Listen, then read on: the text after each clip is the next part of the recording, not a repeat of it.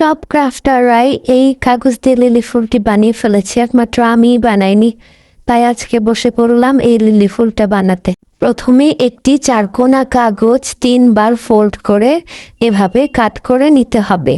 তারপরে light pink colour দিয়ে এভাবে বেস কালারটি করে নিয়েছি। এখন ডার্ক পিঙ্ক কালার দিয়ে ফুলের ভেতরের দিকে ডিটেলস অ্যাড করে দিব। তারপরে পাপড়ির মাঝখানে এভাবে লাইন টেনে নিয়ে ডট ডট দিয়ে দেব। তারপর পাপড়িগুলোকে এভাবে আঠার সাহায্যে জোড়া দিয়ে নিয়ে কোনো কিছুর সাহায্যে পাপড়ির শেপ দিয়ে নেব। আগে থেকে আমি 2টি পাতা এবং একটি স্টিক রেডি করে নিয়েছি এবং আগে থেকে ফুলের রেণু বানিয়ে নিয়েছি। তারপরে স্টিকের মাথায় ফুলের রেণুটা পেঁচিয়ে ফুলের ভেতরে দিয়ে আঠা দিয়ে লাগিয়ে নেব। এবার স্টিকের দুই পাশে পাতা 2টি লাগিয়ে নিলেই আমার কাগজ দিয়ে তৈরি লিলি ফুল রেডি।